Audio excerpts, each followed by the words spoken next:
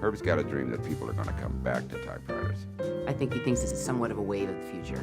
Typewriter geeks loved the 2016 Tom Hanks-John Mayer documentary, California Typewriter. The award-winning film dealt a blow to the digital world, embracing the tactile, impactful sphere of the manual typewriter. I probably have 250 plus typewriters in my collection, and I would say that 90% of them are in perfect working order. For Tom Hanks, typewriters are at once a hobby and an obsession. For Ron Saba of Circle Business Equipment, typewriters are both an obsession and a living.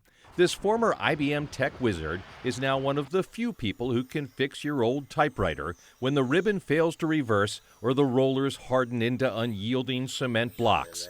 If the old tangible typewriter is poised to make a comeback, Saba believes Tom Hanks should get some of the credit. He has one of the most extensive collections around, and if you're looking for a particular part, he's open to actually on his website contacting him to try and find hard-to-find parts for these machines.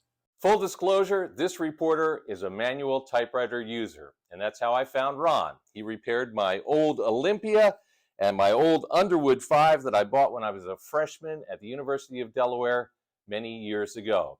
Turns out, I'm not alone. A lot of people still using these things. Most of my customers are in the elderly group, I must admit, because they don't like the newfangled electronics or don't use computers. But there's still a lot of new kids that are now getting into vintage typewriters and enjoy the actual sound and the mechanics of the machines themselves. Ron talks frequently about the mechanics of a typewriter.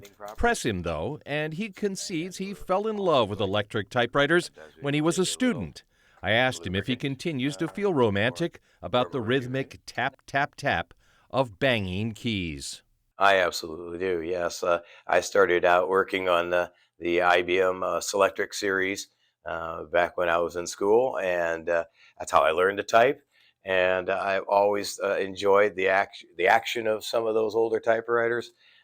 I've never been really good with the manual ones. You has to take a little bit of wrist action to operate these, but the older electronic ones I really do like the most. Romance aside, Ron has a clear set of diagnostic protocols he follows when an old typewriter is on his workbench. Well, the first thing we do is just to check out if we've got action on our carriages. Carriage action is the first thing we look at. We have to have good carriage action from both sides so that we know that we're not going to have to replace any hard-to-find belts or we don't have any major gearing issues. The second thing we look at is our ribbons to make sure our ribbons are turning and advancing and geared properly. Ron Saba's passion is fueled at least in part by a desire to see the typewriter survive, at the very least, as an identifiable artifact. It'd be a sad day that nobody would have a typewriter. I know my niece and nephew, when they were younger, I used to ask them what they thought this item was, and they would say to me, "Is it a telephone?" And I said, "No, it's not a telephone." No, it is a typewriter. Each rhythmic plunge of its keys is soulful as the brushstrokes of a painter.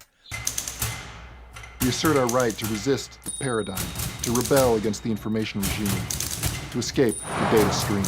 We strike a blow for self-reliance, privacy, and coherence. Let the revolution chronicled by Hanks and Mayer begin. We affirm the written word and written